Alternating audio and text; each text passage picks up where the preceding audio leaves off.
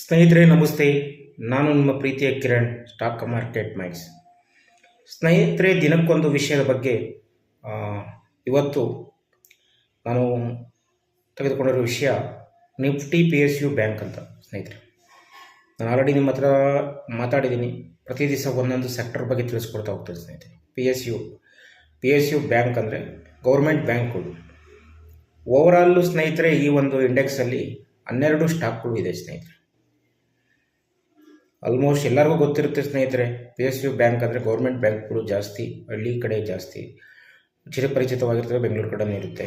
ಕೆಲವೊಂದು ಬ್ಯಾಂಕ್ಗಳು ಅದು ಬಿಟ್ಟು ಎಷ್ಟೋ ನಮ್ಮ ಕಡೆ ಆ ಬ್ಯಾಂಕ್ಗಳು ಬಿಟ್ಟು ಬೇರೆ ಬ್ಯಾಂಕ್ ಗೊತ್ತೇ ಇರಲ್ಲ ಸ್ನೇಹಿತರೆ. ಆ ಥರ ಅಷ್ಟು ನಮ್ಮ ಜನರ ಜೀವನ ಜೊತೆ ಬೆರೆತು ಹೋಗಿದ್ದಾವೆ ಸ್ನೇಹಿತರೆ. ಇದರಲ್ಲಿ 12 ಸ್ಟಾಕ್ ಇದೆ ಮೇಜರ್ ಆಗಿ. ಅದರಲ್ಲಿ ಪ್ರತಿಯೊಂದು ಸ್ಟಾಕ್ ಅಂದರೆ SBI ಸ್ನೇಹಿತರೆ ಅತಿ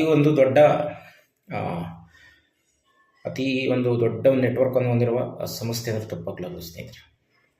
ಅದೇ ರೀತಿ ಕೆನರಾ ಬ್ಯಾಂಕ್ ಸ್ನೇಹಿತರೆ ಎರಡನೇದಾಗಿ, ಮೂರನೇದಾಗಿ ಇಂಡಿಯನ್ ಬ್ಯಾಂಕ್ ಸ್ನೇಹಿತರೆ, ಅದೇ ರೀತಿ ಬ್ಯಾಂಕ್ ಆಫ್ ಬರೋಡಾ, ಅದೇ ರೀತಿ ಪಂಜಾಬ್ ಆ್ಯಂಡ್ ಸಿಂಧ್ ಬ್ಯಾಂಕ್ ಸ್ನೇಹಿತರೆ, ಅದೇ ರೀತಿ ಯೂನಿಯನ್ ಬ್ಯಾಂಕ್, ಅದೇ ರೀತಿ bank of India, UCO bank, IOB, Punjab national bank ಸ್ನೇಹಿತರೆ, ಅದೇ ರೀತಿ ಬ್ಯಾಂಕ್ ಆಫ್ ಮಹಾರಾಷ್ಟ್ರ, ಅದೇ ರೀತಿ ಸೆಂಟ್ರಲ್ ಬ್ಯಾಂಕ್ ಸ್ನೇಹಿತರೆ. ಇದು Nifty PSU bank current trade ಆಗ್ತಿರೋದು 6794 ಕರೆಂಟ್ ಪ್ರೈಸಲ್ಲಿ ಟ್ರೇಡ್ ಆಗ್ತಿದೆ ಸ್ನೇಹಿತರೆ. ಇದರಲ್ಲಿ ಒಂದು 2-3 ಸ್ಟಾಕ್ ಉತ್ತಮವಾಗಿದೆ. ನೀವು ಲಾಂಗ್ ಟರ್ಮ್ಗೆ ಇನ್ವೆಸ್ಟ್ಮೆಂಟ್ ಮಾಡ್ಬೋದು ಅಂದರೆ SBI ಆರ್ ಕೆನರಾ ಬ್ಯಾಂಕ್ ಮೇಲೆ ಹೂಡಿಕೆ ಮಾಡ್ಬೋದು ಸ್ನೇಹಿತರೆ. ಇದು ನಮ್ಮದು ಯಾವುದೇ ರೀತಿಯ ಒಂದು ಸಜೆಷನ್ ಅಲ್ಲ ಸ್ನೇಹಿತರೆ. ನೀವು ನಿಮ್ಮ ಕಡೆಯಿಂದ ಒಂದು ಅನಾಲಿಸಿಸ್, ಫಂಡಮೆಂಟಲ್ ಆರ್ ಬ್ಯಾಂಕ್ದು ವಹಿವಾಟುಗಳು, ಬ್ಯಾಂಕ್ದು ಇದರಿಂದ ನೋಡಿ ನೀವು ಇನ್ವೆಸ್ಟ್ ಮಾಡ್ಬೋದು ಸ್ನೇಹಿತರೆ.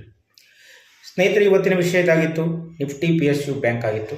ದಯವಿಟ್ಟು ಸ್ನೇಹಿತರೆ, ಇದರ ವಿಡಿಯೋಗಳು ನಿಮ್ಗೆ ಇಷ್ಟ ಆದರೆ ದಯವಿಟ್ಟು ಶೇರ್ ಮಾಡಿ, ಲೈಕ್ ಮಾಡಿ, ಸಪೋರ್ಟ್ ಮಾಡಿ ಸ್ನೇಹಿತರೆ.